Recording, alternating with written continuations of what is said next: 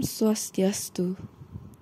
Izin memperkenalkan diri, saya Anak Agung Sagung Bintang Paramaswari, absen 2 dari kelas 10-8. Perkenalkan, nama saya Siren Shalia Mbak Isayat, nomor absen 41. Nah, di sini saya akan menjelaskan pengertian. Apa sih itu komputer? Komputer adalah serangkaian ataupun sekelompok mesin elektronik yang terdiri ribuan bahkan jutaan komponen yang dapat saling bekerja sama serta membentuk sebuah sistem kerja yang rapi dan teliti. Jenis-jenis komputer yang ada saat ini. Komputer merupakan perangkat yang sangat kompleks. Dengan benda ini, orang bisa mengerjakan berbagai hal secara efektif dan efisien. Kehadirannya sangat penting dalam berbagai aspek kehidupan modern. Sejauh ini, terciptalah beberapa jenis komputer untuk menunjang kebutuhan manusia. Ada apa aja sih jenis-jenis komputer yang ada saat ini? Jadi, ada 7 jenis-jenis komputer. Yang pertama itu adalah PC atau personal komputer. Yang kedua, komputer server. Yang ketiga, komputer desktop. Yang keempat, komputer laptop. Yang kelima, jenis komputer hybrid. Yang keenam, superkomputer. Dan yang terakhir, komputer mainframe. PC atau personal komputer. Personal komputer merupakan sebuah komputer yang penggunaannya secara pribadi. Komputer jenis ini biasanya ada di rumah-rumah pribadi, toko, kantor, dan lainnya yang bersifat pribadi. Secara eksplisit, komputer ini hadir untuk memenuhi kebutuhan perorangan saja.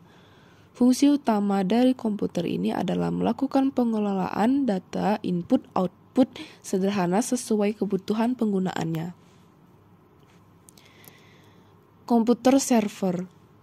Komputer server merupakan jenis yang orang rancang secara khusus agar bisa memberikan layanan pada perangkat lain lewat jaringan internet. Secara eksplisit, komputer server ini mempunyai prosesor sangat kuat dan dapat menampung daya besar mulai dari RAM, hard disk, sampai dengan perangkat lainnya. Fungsi utama dari komputer server adalah mengatur jalannya hak akses level di dalam sebuah jaringan. Perangkat komputer lain yang bersifat klien bisa mengaksesnya bila pengiriman data terbuka.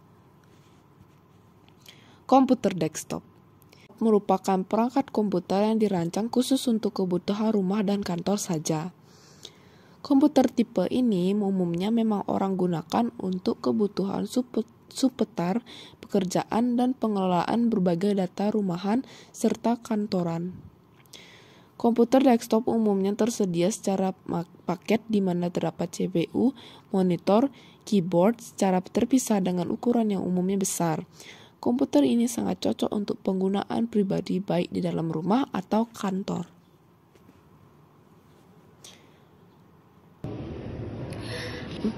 Komputer laptop. Laptop merupakan evolusi dari jenis komputer desktop di mana semua ukurannya menjadi lebih kecil mulai dari keyboard, CPU, dan juga monitornya. Menariknya lagi, laptop merangkum semuanya menjadi satu perangkat saja, sehingga orang mudah membawanya.